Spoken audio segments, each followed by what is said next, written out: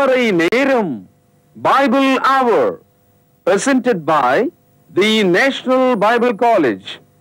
கிறிஸ்துவின் சபையார் உங்களை வாழ்த்துகிறார்கள். Welcome to Satellite Bible Classes. வணக்கம். தேசிய வேதாகம கல்லூரி மாணவ கண்மணிகளே, தோழர்களே, அருமை பெற்றோரே, உலகளாவிய என் தமிழ் சொந்தங்களே, மீண்டுமாக இந்த வான்வழி வகுப்புகளுக்கு உங்களை வரவேற்கிறதுல மகிழ்ச்சி அடைகிறேன். நாம் இந்த நாட்களில் த லா ஆஃப் பிளெஸ்ஸிங், ஆசீர்வாத சட்டம் என்ற தலைப்பில் படித்து கொண்டிருக்கிறோம். முதலில் நீங்கள் புரிந்து கொள்ள வேண்டியது, ஆசீர்வாதம் என்பது தேவனுடைய வார்த்தை. இரண்டாவது, ஆசீர்வாதத்தை தேவன் ஒரு சட்டத்துக்குள் வைத்திருக்கிறார். சட்டத்துக்கு கீழ்ப்படிந்தால் ஆசீர்வாதம், சட்டத்திற்கு நாம் கீழ்ப்படியாமற் போனால் ஆசீர்வாதம் இல்லை. ஆதாம் ஏவாள் சட்டத்திற்கு கீழ்ப்படியாமற் போன போது அவர்களுக்கு ஆசீர்வாதம் இல்லை. நோவும் அவருடைய குடும்பமும் சட்டத்துக்கு கீழ்ப்படிந்த போது தேவன் அவர்களை ஆசீர்வதித்தார். அது மாத்திரமல்ல, ஆதாமனுடைய குடும்பத்தில் இழந்துவிட்ட ஆசீர்வாதங்கள் நோவாவினுடைய குடும்பத்துக்கு கொடுக்கும்படி ஆதியாகமம் 8வது அதிகாரம் 22வது வசனத்தில் மீண்டும் இந்த பூமியில் சகல ஆசீர்வாதமும் நோவாவினுடைய குடும்பத்துக்கு உண்டாக வேண்டும் என்று அவர்களை ஆசீர்வதித்தார். பூமி அதனுடைய பலனை கொடுக்கும்படி இரவும் பகலும், கோடையும் சீதளமும், விதைப்பும் அறுப்பும், வெளிச்சமும் இருளும் அவனுக்கு உண்டாகும்படி கட்டளையிட்டார். ஆகவே இந்த பூமி சபிக்கப்பட்டிருக்கிறது. ஆனால் விசுவாசம் உள்ள மனிதனுக்கு அது ஆசீர்வதிக்கப்பட்டிருக்கிறது. The same earth is cursed. However, those who believe in God, they are blessed. அவர்கள் ஆசீர்வதிக்கப்படுகிறார்கள். நோவானுடைய குடும்பத்தைச் சேர்ந்த ஆபிரகாமை கர்த்தர் அழைக்கிறார். அவனுக்கு 4 கடமைகளை சொல்கிறார், 4 சட்டங்களை கொடுத்திருக்கிறார். முதலாவது என்ன சொல்கிறார்? ஆதியாகமம் 12:1 கர்த்தர் ஆபிரகாமை நோக்கி, உன் தேசத்தையும் உன் இனத்தையும் 2, உன் தகப்பன் வீட்டையும் 3, நான் காண்பிக்கும் தேசத்துக்கு புறப்பட்டு போ 4. இந்த 4 கட்டளைகளுக்கும் ஆபிரகாம் கீழ்ப்படிந்தான். அவன் புறப்பட்டு போனான். ஆதியாகமம் 12வது அதிகாரம் 4வது வசனம், கர்த்தர் ஆபிரகாமுக்கு சொன்னபடியே அவன் புறப்பட்டு போனான். அவன் புறப்பட்டு போன போது 4 காரியங்கள் நடக்கிறது. தேசம், இனம், தகப்பனுடைய வீடு, காண்பிக்கும் தேசம், இதை நோக்கி அவன் பயணப்படுகிறான். ஆசீர்வாதம் என்பது நாம் உட்கார்ந்து அப்படியே ஒரு மழை போல ஒரு பாத்திரத்தில் பிடித்து கொள்ளக்கூடியது அல்ல. காலியான உன்னுடைய பாத்திரத்துக்குள்ள மற்ற இடங்களில் மழை பெய்யாமல் உன்னுடைய பாத்திரத்துக்குள்ளவே தண்ணீர் வந்து நிரம்பும்படி தேவன் கொடுக்கும் மழை போல் இருக்கிறது. எல்லாரும் ஆசீர்வதிக்கப்பட்டிருக்கிறார்களா? இல்லையே. அப்படியானால் ஆசீர்வாதம் உன்னை நோக்கி வர வேண்டுமானால் நீ கட்டளைக்கு கீழ்ப்படுகிறவனாக இருக்க வேண்டும். அது மாத்திரமல்ல, புறப்பட்டு போன ஆபிரகாம் முதலாவது செய்த ஒரு பணி, இதை ஆதியாகமம் 12வது அதிகாரத்தில் 8வது வசனத்தில் படித்தோம். அவன் அவ்விடம் விட்டு பெயர்ந்து பெத்தேலுக்கு கிழக்கே இருக்கும் மலைக்கு போய் பெத்தேல் தனக்கு மேற்காகவும் ஆயி கிழக்காகவும் இருக்க கூடாரம் போட்டு அங்கே கர்த்தருக்கு ஒரு பலிபீடத்தை கட்டி கர்த்தருடைய நாமத்தை தொழுது கொண்டான். இது ரொம்ப ஆச்சரியமான ஒரு தகவல். முதலாவது புறப்பட்டு போன மனிதன் ஒரு குறிப்பிட்ட இடத்தை தேர்ந்தெடுத்து அதற்கு எல்லைகளை சொல்கிறான். கிழக்கு மேற்கு என்ற எல்லை சொல்லி ஒரு கூடாரம் போட்டான். அது அவன் குடியிருப்பதற்காக தற்காலிகமாக. ஒரு பலிபீடத்தை கட்டுகிறான். அந்த பலிபீடத்துக்கு பேர் இல்லை, அந்த பலிபீடத்தின் மீது ஒரு விக்கிரகம் இல்லை. there is no idol on the altar. ஆனால் கர்த்தருடைய நாமத்தை தொழுது கொண்டான். he worshipped the name of God. இதை நீங்கள் விளங்கிக்கணும். தேவனுடைய பார்வையில் எல்லா விதமான விக்கிரக வழிபாடும் நரகத்துக்குரியதாக இருக்கிறது. மோசேயினுடைய 10 கட்டளைகளில் 3வது கட்டளை மிக தெளிவாய் சொல்லப்பட்டிருக்கு. என்னையன்றி உனக்கு வேறே தேவன் உண்டாயிருக்க வேண்டாம், நானே உன் தேவனாகிய கடவுள். மோசே சொல்லிய 2வது கட்டளை மிக முக்கியமானது. அங்கே தேவன் சொல்கிறார், என்னை அன்றி வேறே தேவன் உனக்கு உண்டாயிருக்க வேண்டாம். தேவன் என்று ஒருவர் இருப்பதை நீ நினைத்து கொண்டு வானத்திலே, பூமியிலே, பூமியின் அடியில் உள்ள சமுத்திரத்தில் ஒரு மாதிரியை, ஒரு தோற்றத்தை நீ உருவாக்க வேண்டாம். மற்றவன் உருவாக்கினால் அதை நீ நமஸ்கரிக்க வேண்டாம். எவ்வளோ பயங்கரமாக இருக்கு பாருங்க. அப்போ 10 கமாண்ட்மெண்ட் நமக்கு என்ன சொல்லுதோ அதை தான் இங்கே ஆபிரகாம் செய்கிறார். அவன் விக்கிரக வழிபாடு செய்யாமல் தேவனை ஆவியாக பார்க்கிறான். கர்த்தருடைய நாமத்தை என்று சொல்லும்போது அவருடைய அதிகாரத்தை, அவருடைய வல்லமையை, அவருடைய மகிமையை அவன் என்ன செய்தான்? வொர்ஷிப்ட் என்ற வார்த்தை, தொழுது கொண்டான். இந்த தொழுகைக்கும் ஆராதனைக்கும் வேறுபாடு இருக்கு. ஆராதனை என்று சொன்னால் அங்கே சிலை இருக்கும், ஒரு திசை இருக்கும், சில முறைகள் இருக்கும், அது பேர் ஆராதனை. கிறிஸ்தவர்கள் எந்த ஒரு காலத்திலும், தமிழ் கிறிஸ்தவர்கள் ஆராதனை சொன்னால் அது அவமானம், நீ ஒரு விக்கிரக வழிபாடு செய்கிற ஆள்னு அர்த்தம். இன்னை வரைக்கும் இஸ்லாமியர்கள் அவர்கள் தொழுகை என்று தான் சொல்கிறாங்க. இயேசு கிறிஸ்துக்கு பிறகு 650 ஆண்டுகளில் வந்தவர்கள் இந்நாள் வரைக்கும் தொழுகைன்னு தான் சொல்லிட்டு இருக்காங்க. மார்க்கத்தில் இருக்கிறவங்க கண்டிப்பாக தொழுகை என்ற வார்த்தை தான் பயன்படுத்தணும். ஆராதனை நீ சொன்னீன்னா உனக்கு முன்னால் ஒரு விக்கிரகம் இருக்கு என்று அர்த்தமாயிடும். யோவான் 4:24 படிக்கிறோம், தேவன் ஆவியா இருக்கிறார். சரி, அவரை ஆவியோடும் உண்மையோடும் தொழுது கொள்ள வேண்டும். அப்போ தேவன் ஆவியா இருக்கிறதுனால அவரை நாம் ஆவியோடும் உண்மையோடும், அதாவது சத்தியத்தோடு என்ன செய்யணுமா? தொழுது கொள்ள வேண்டும். ஆபிரகாம் தன்னுடைய தேசத்தையும் தன்னுடைய இனத்தையும் தன் தகப்பன் வீட்டையும் விட்டு தேவன் காண்பிக்கும் தேசத்துக்கு புறப்பட்டு போனான். ஆசீர்வாதம் தொடங்கியது.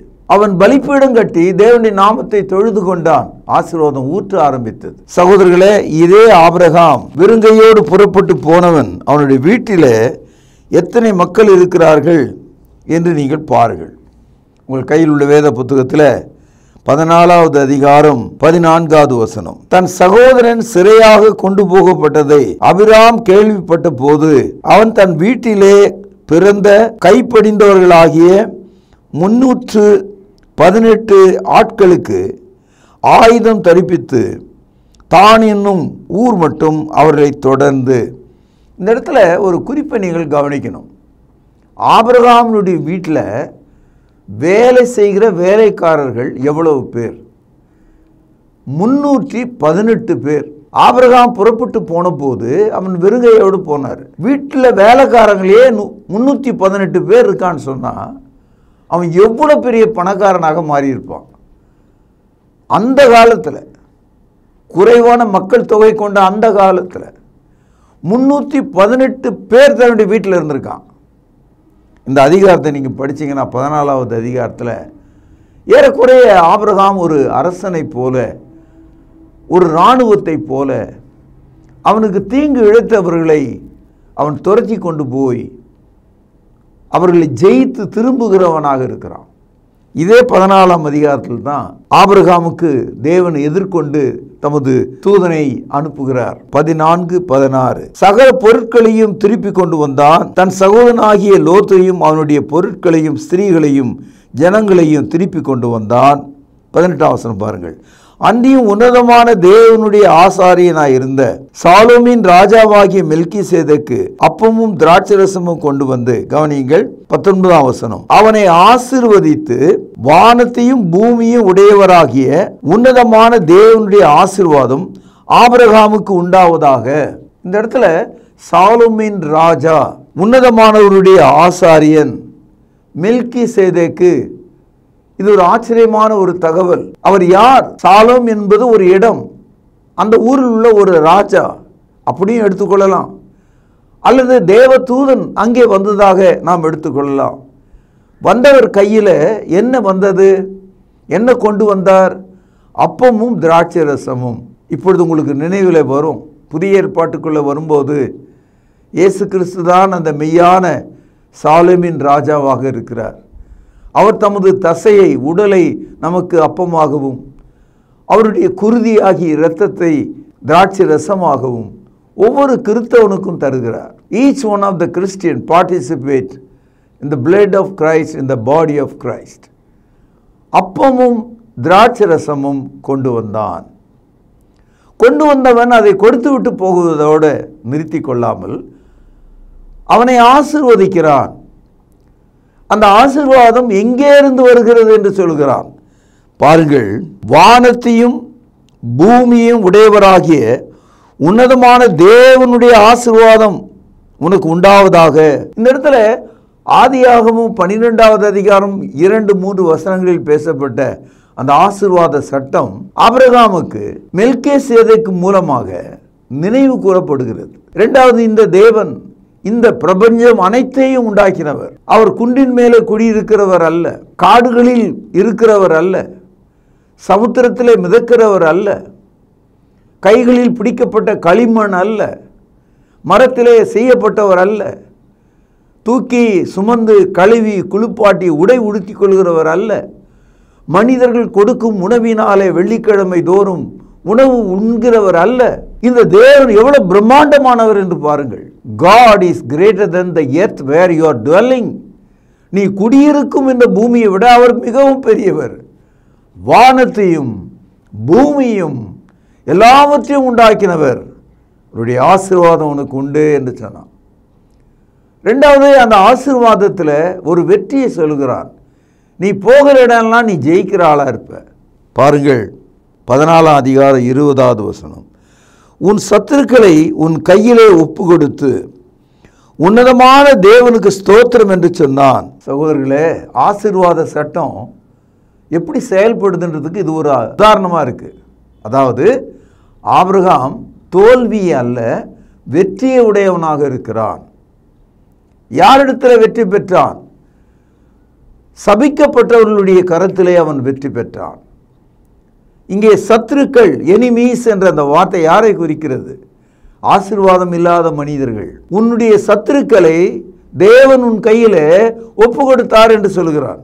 அப்படியானால் ஆசீர்வாதம் என்பது ஒரு அனுபவம், ஒரு வாழ்க்கை. அதை நீ உணரலாம், அனுபவிக்கலாம். உபாகமத்தில் படிக்கிறோம், ஒரு வழியாக வருகிறவன் 7 வழியாக ஓடிப்போவான். நீ பட்டணத்திலும் ஆசீர்வதிக்கப்படுவாய், வெளியிலும் ஆசீர்வதிக்கப்படுவாய்.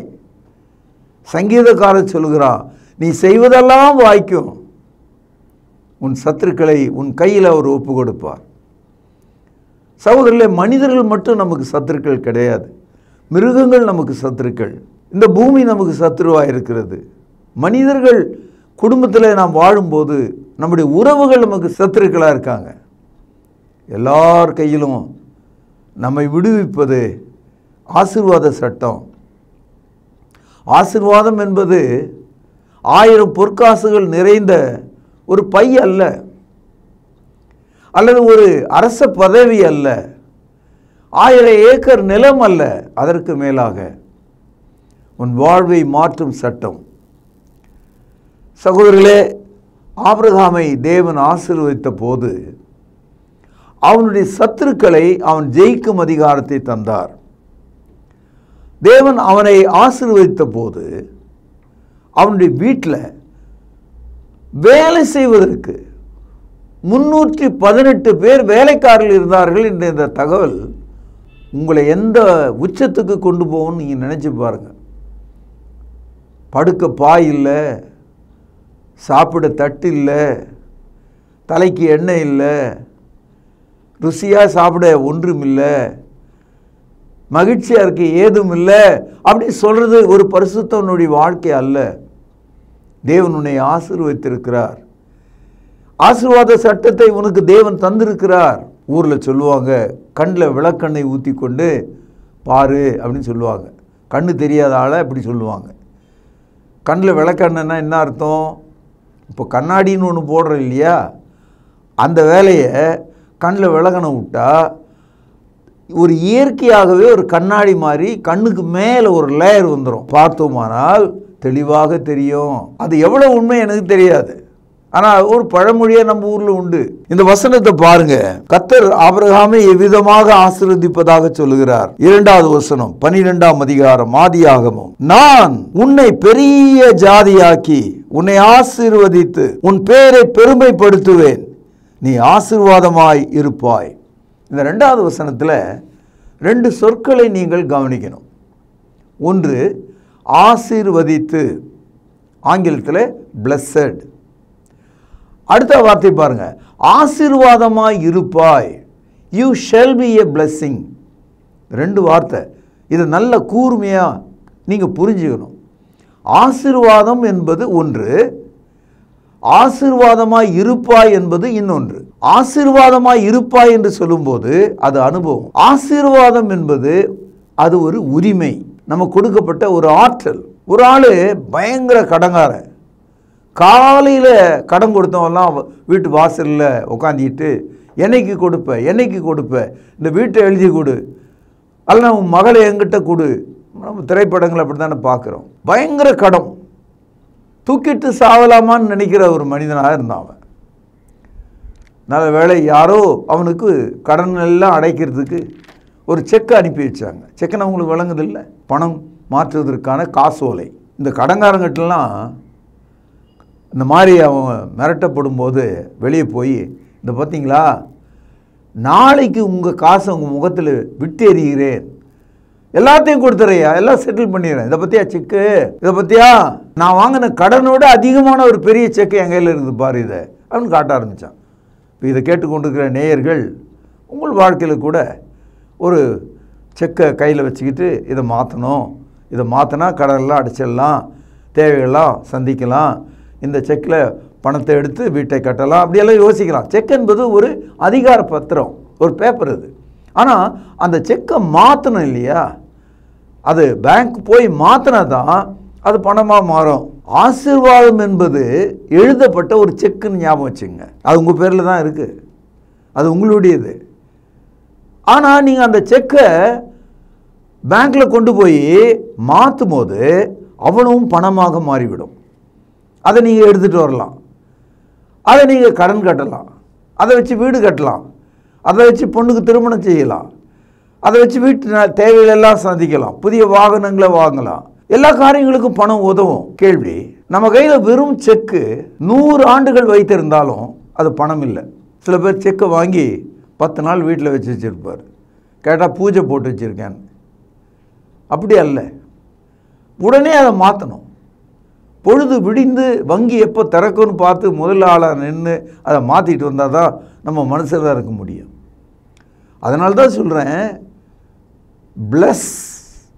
பிளஸ்ஸிங் என்ற அந்த வார்த்தைக்குள்ள அது ஒரு செக் மாதிரி, ஒரு வங்கி ஓலை மாதிரி. You shall be a blessing, நீ ஆசீர்வாதமாக இருப்பாய் என்று சொல்லும்போது அது மாற்றப்பட்ட செக்கு, அது வங்கியில் பணமாக்கப்பட்ட செக். ஆபிரகாமை தேவன் வெறும் வார்த்தைகளால் ஆசீர்வதிக்காமல் பொருட்களால் ஆசீர்வதித்தார். நீ ஆசீர்வாதமாக இருப்பாய் என்று சொன்னார். அப்பொழுது அவனுக்கு பிள்ளைகளே இல்லை, ஒரு பிள்ளை கூட இல்லை. தேவன் பின் நாட்களில் ஆபிரகாம், ஈசாக்கு, யாக்கோபு என்று சொல்லக்கூடிய அந்த இஸ்ரவேலர்கள் அனைவருக்கும் ஆபிரகாம் தந்தையாக இருக்கிறார்.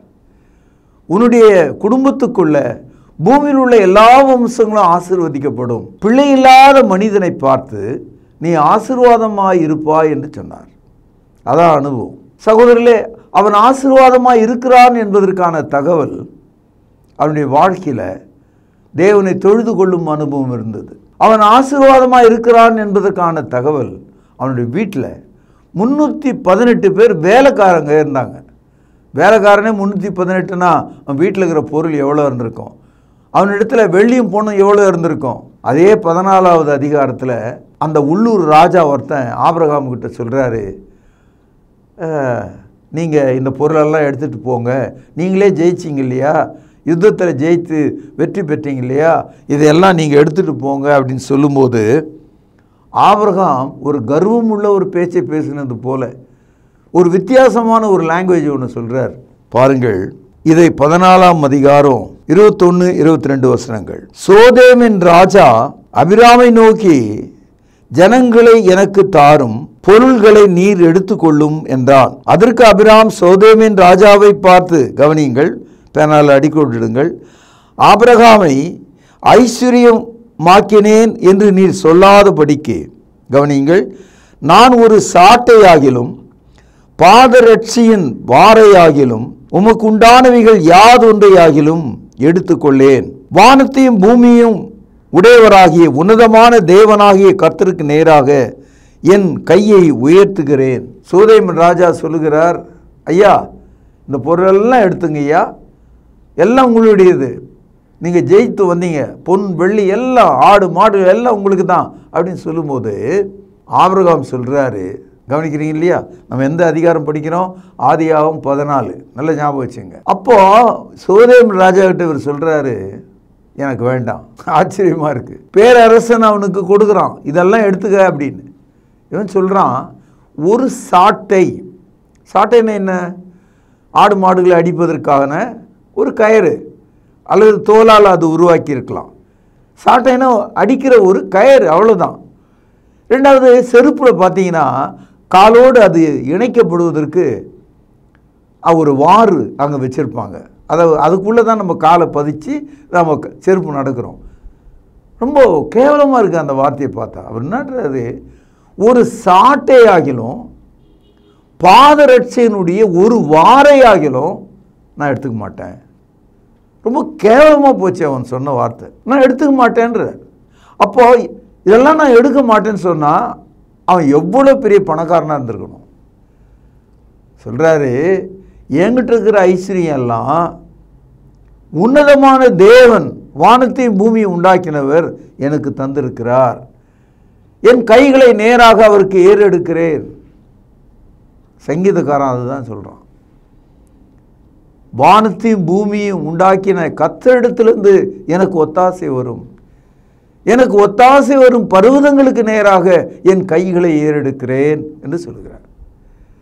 என்னுடைய கேள்வி என்னன்னா, தன்னுடைய நாட்டையும் இனத்தையும் அவனுடைய குடும்பத்தையும் விட்டு தேவன் காண்பிக்கும் தேசத்துக்கு புறப்பட்டு போன மனிதன் பலிபீடம் கட்டி தேவனை தொழுது கொண்டு விசுவாசம் உள்ளவனாய் இருந்த போது அந்த ஆசீர்வாத சட்டம், நான் உன்னை ஆசீர்வதிப்பேன் ஒன்று, நீ ஆசீர்வாதமாய் இருப்பாய் என்ற அந்த தகவல், அந்த ஆசீர்வாதத்தினுடைய விரிவாக்கத்தை 14ஆம் அதிகாரத்துக்கு வரும்போது அவனுடைய குடும்பம் எவ்வளோ பெரியது, அவனுடைய பொருட்கள் எவ்வளோ அதிகம், பேரரசன் கொடுத்த பரிசு பொருளை வேண்டாம் என்று சொல்கிற அளவுக்கு தேவன் அவரை உயர்த்தினார். அது மட்டுமல்ல, ஆபிரகாம் தன்னுடைய மனதில் உள்ள வார்த்தையை சோதேமினுடைய ராஜாவுக்கு சொல்லுகிறார், என்னிடத்தில் இருக்கிற இந்த எல்லா பொருளும் எல்லா நன்மையும் என்னுடைய நெற்றியின் வேர்வையினால சபிக்கப்பட்ட இந்த பூமியில நான் சம்பாதிச்சது கிடையாது, எல்லாம் உன்னதமான தேவனிடத்திலிருந்து, வானத்தையும் பூமியை உண்டாக்கின தேவனிடத்திலிருந்து எனக்கு இதெல்லாம் வந்தது என்று சொன்னார். இதாங்க ஆசீர்வாத சட்டம். இயேசு கிறிஸ்து புதிய ஏற்பாட்டில் நமக்கு என்ன சொல்றாரு கவனிங்க. மத்தேயு 6வது அதிகாரம் 32வது வசனத்தில், இவைகளெல்லாம் அஞ்ஞானிகள் நாடி தேடுகிறார்கள். அஞ்ஞானிகள்னா தேவனற்றவர்கள், ஆசீர்வாத சட்டம் இல்லாதவர்கள். அவர்கள் எதை நாடி தேடுகிறார்கள்? எண்ணத்தை உண்போம், எண்ணத்தை குடிப்போம், எண்ணத்தை உடுப்போம். ஆனால் கிறிஸ்து சொல்கிறார், இவைகளெல்லாம் உங்களுக்கு தேவை என்பதை வானத்தையும் பூமியும் உண்டாக்கிய தேவன் அறிந்திருக்கிறார். மத்தேயு 6:33 சொல்றாரு, ஆகையால் முதலாவது தேவனுடைய ராஜ்யத்தையும் அவருடைய நீதியையும் தேடுங்கள், அப்பொழுது இவைகள் எல்லாம் உங்களுக்கு கூட கொடுக்கப்படும். நீ ராஜ்யத்தையும் நீதியும் தேடும்போது எண்ணத்தை உண்போம், எண்ணத்தை குடிப்போம், எண்ணத்தை உடுப்போம் என்ற இவைகள் எல்லாம் இன் அடிஷன், இலவசமாக கூட கொடுக்கப்படும். ஆசீர்வாத சட்டம் ஆபிரகாமின் வாழ்க்கையில செயல்பட்டது. புரிஞ்சுதா உங்களுக்கு? ஆதியாகமம் 24வது அதிகாரம் முதல் வசனம் பாருங்கள். ஆபிரகாம் வயது சென்று முதிர்ந்தவனானான். கர்த்தர், கவனியுங்கள், பேனல் அடிக்கோட்டிடுங்கள், ஆபிரகாமை சகல காரியங்களிலும் ஆசீர்வதித்தார். ஆபிரகாம் புறப்பட்டு போன போது ஆசீர்வாதம் தொடங்கியது. ஆபிரகாமுடைய கடைசி காலம் வரைக்கும் கர்த்தர் சகல விஷயங்களிலும் ஆபிரகாமை ஆசீர்வதித்தார். இந்த உலகத்தில் ஒரு லாட்டரி சீட்டில் ஒரு முறை பரிசு விழலாம். இந்த உலகத்தில் சொத்து பத்துன்னு சொல்கிறாங்களே, அது ஒரு முறை உங்களுக்கு உண்டாகலாம். ஆனால் இந்த மனிதனுடைய வாழ்க்கையில் ஆசீர்வாத சட்டம் அவன் புறப்பட்டு போன நாளிலிருந்து அவனுடைய மரண நாள் மட்டும் சகல காரியங்களிலும் கர்த்தர் அவனை ஆசீர்வதித்தார். இந்த ஆசீர்வாத சட்டம் உங்களுக்கு உண்டு என்று புதிய ஏற்பாடு போதிக்கிறது. நாளை அதனுடைய கருத்துக்களை கவனிக்கலாம். பிரார்த்தனை செய்வோம். ஜீவனுள்ள தகப்பனே, ஆபிரகாம் புறப்பட்டு போன போது, அவன் கீழ்ப்படிந்த போது அவனை சகல காரியங்களிலும் ஆசீர்வதித்தீர். நாங்கள் அதை புரிந்து கொண்டோம். இந்த ஆசீர்வாத சட்டம் இந்த வசனங்களை கேட்கிற ஒவ்வொரு வாலிபர் மேலும், குடும்பங்கள் மீதும், முதியவர்கள் மீதும், தாய்மார்கள் மீதும், திருச்சபையின் மீதும் செயல்படும்படியாக நான் செபிக்கிறேன். அப்படியே நீ செய்வதற்காய் ஸ்தோத்திரம். இயேசுவின் நாமத்தில் ஜெபம் கேளும் ஜீவனுள்ள எங்கள் நல்ல பிதாவே, ஆமேன். தொடர்பு கொள்ள வேண்டிய முகவரி: திருமறை நேரம், 58 சர்ச் தெரு, குமரன் நகர், சென்னை 6,82,000. செல்போன் 9385500882. கர்த்தாவே, தேவர்களில் உமக்குப்பானவர் யார்? வானத்திலும் பூமியிலும் உமக்குப்பானவர் யார்?